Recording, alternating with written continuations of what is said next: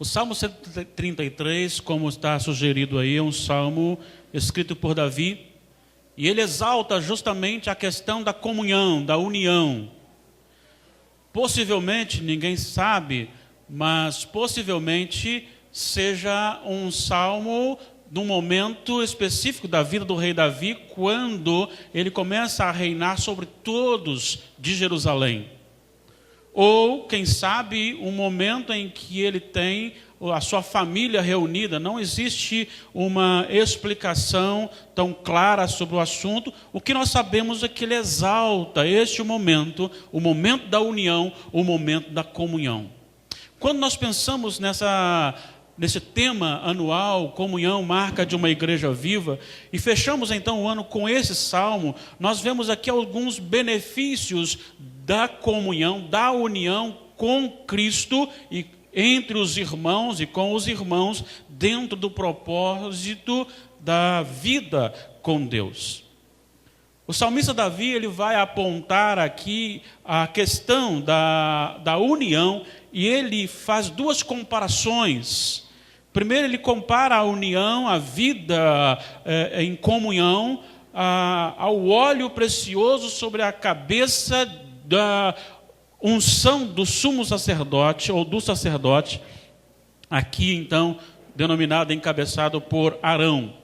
E também ele usa a questão do orvalho do Hermon, que era um monte bem alto, superior aos outros, e este orvalho, que era segundo alguns historiadores, ele tinha lá, ele congelava com o frio da noite, e quando o sol aquecia, ele derretia, então ele molhava os montes mais baixos. Então ele trata da questão da união referente ao óleo e ao orvalho do Hermon, que é derramado sobre os montes de Sião.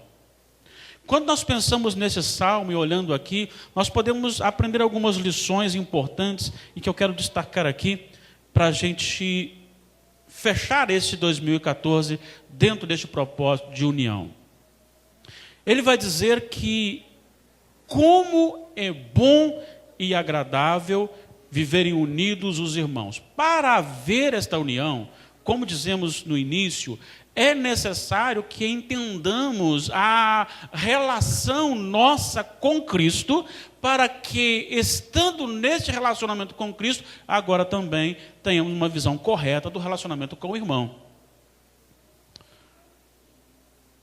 Jesus, quando ele ora, chamada a oração sacerdotal, o capítulo 17 de João, se não estou equivocado, versículo 22 ou 23, ele vai dizer assim: eles em mim, eu em ti, para que sejam aperfeiçoados na unidade, para que o mundo entenda, veja o amor de Deus para com os seus eleitos.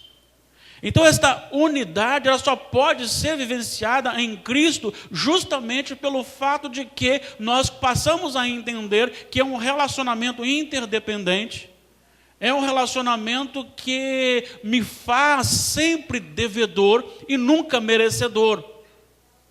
E quando eu entendo isso, e a igreja vive isto, esta unidade, essa comunhão deliciosa, nós aprendemos que a igreja experimenta de algumas bênçãos.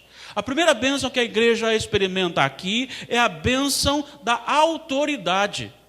Porque o óleo sobre a cabeça de Arão, do sacerdote, era o óleo da consagração, da unção, que autorizava, que separava, que apontava que aquele ungido, então seria a autoridade dentro do propósito do sacerdócio.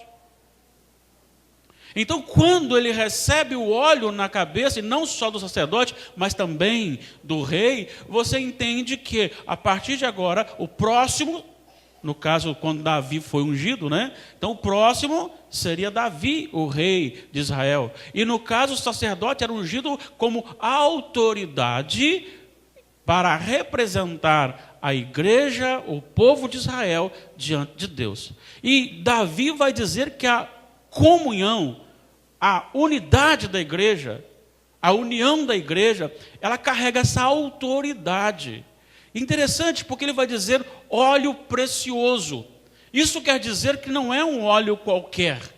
Tem também todo aquele aroma delicioso do óleo. Então a união da igreja não só carrega uma autoridade, mas dentro dessa autoridade ela transmite, ela exala um bom perfume. E é o bom perfume de Cristo hoje então vivenciado. Paulo diz isto aos Coríntios, dizendo: nós somos para com Deus o bom perfume de Cristo. É vergonhoso ver pessoas que se dizem cristãs e que são capazes de entrar numa discussão levando até as autoridades fora da igreja.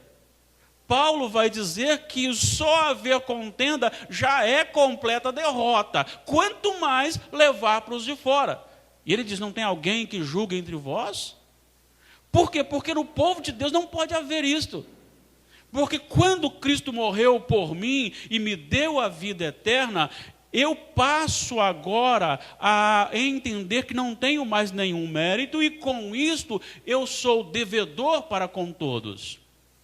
Ninguém é obrigado a mim, eu sou obrigado a todos. Paulo diz aos Romanos: a ninguém fiqueis devendo nada, exceto o amor com que vos ameis. Então, este amor para com o próximo, ele tem que existir. Então, essa vida no amor, de tratar a todos, de receber a todos, de ajudar a todos, de abençoar a todos, de servir a todos, este relacionamento que deve fazer parte da igreja de Cristo, ele é carregado da autoridade, porque o mundo verá a esta união, este amor vivenciado, e entenderá e saberá que Deus amou realmente, e Deus moveu o coração da igreja. Tem muitas pessoas que estão dizendo assim: o que você vai fazer numa igreja uma hora dessa? Está calor, vai para o bar. Vai para a praia, vai ver os fogos, vai ver não sei o quê, mas você foi chamado para aqui. Então as pessoas começam a olhar e ver esta sua presença, essa união aqui hoje, ela revela que Deus transformou o nosso coração. Em segundo lugar, além da autoridade, esta união, ela também é carregada de produtividade. O orvalho do Hermon está lá sendo colhido por aquele grande monte e congelado, e amanhã, quando o sol brilha, ele começa agora a derreter e vai molhando e fazendo com que aquela terra agora fosse produtiva. É como o orvalho do Hermon que desce sobre os montes de Sião. Isto significa que ao redor do monte a terra tornava-se produtiva. A igreja que vive na união de Cristo, ela é uma igreja que gera vida. Vamos lembrar da igreja primitiva? Eles viviam no templo, de casa em casa, numa união, e vai dizer o texto: e acrescentava-lhes o Senhor dia a dia os que iam sendo salvos. Então esta união, ela produz também frutos. O seu coração, o seu ministério se torna produtivo, porque você vive servindo a Deus no exercício com o próximo. Então nós temos a questão da autoridade, nós temos a questão da produtividade, e nós temos também a questão da vivacidade. Ali ordena o Senhor a sua bênção e a vida para sempre. A igreja do Senhor, ela é sempre viva, e isso precisa estar no nosso coração constantemente. Quando você vive não para você mesmo, mas você vive para o outro, você vive para Deus servindo ao próximo, automaticamente você vai contagiar positivamente a vida do seu irmão. E vai oferecer a ele a vida de Cristo que está no seu coração. E por onde você passa, você então deixa vida distribuída. Existem algumas pessoas que não têm muito para oferecer. Só fazem o errado. Você já morou perto de alguém assim? Às vezes o som é alto o dia inteiro, a noite toda. Aí quando você levanta para trabalhar, ele vai dormir. Aí ele chega com um carro, estaciona no meio da pista, na frente da sua garagem, você fica manobrando para sair. São pessoas que não têm nada para oferecer. A igreja unida, não. Ela tem vida. A igreja unida pensa nisso. Então, comunhão, marca de uma igreja viva. Se você não tem comunhão com Deus, não tem comunhão com o próximo, algo está errado na sua vida e no seu coração. Como é bom e agradável viverem unidos, irmãos. Compartilhar desse momento de vitórias e até mesmo aparentes derrotas no ano 2014. Por isso eu vibrava com cada um que vinha aqui contar o que passou e como passou. Porque faz parte da minha vida. O seu choro é a minha tristeza. E o seu riso é a minha alegria. Vamos viver assim. Vamos viver para o Senhor. E talvez você precisa voltar. Talvez você precisa analisar o 2014 e falar assim, eu tenho que voltar. Eu tenho que recomeçar.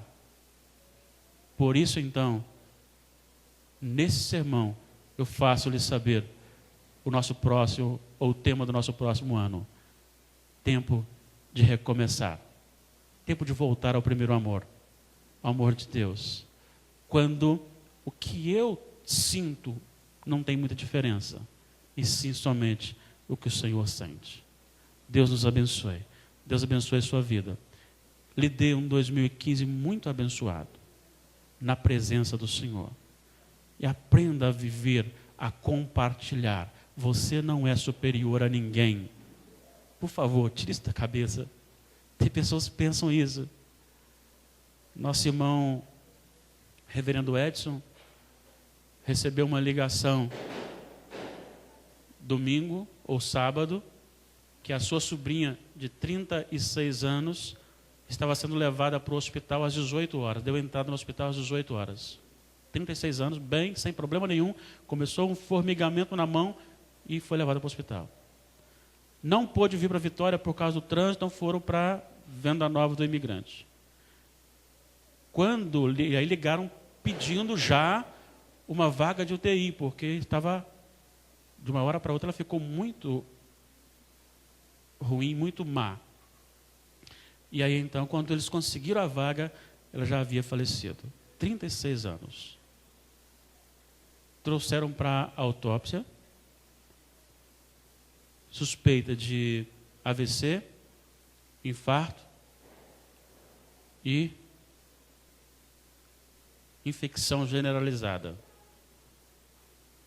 Tudo perfeito, nada disso foi detectado. Não sabem a causa da morte. Quero dizer para você o seguinte. O irmão Azeni disse aqui, estão faltando no nosso horário de verão 5 minutinhos. Só que nem até lá você sabe se estará vivo. Ainda tem 5 minutos. Seja servo do Senhor, viva para o Senhor, ame o Senhor constantemente.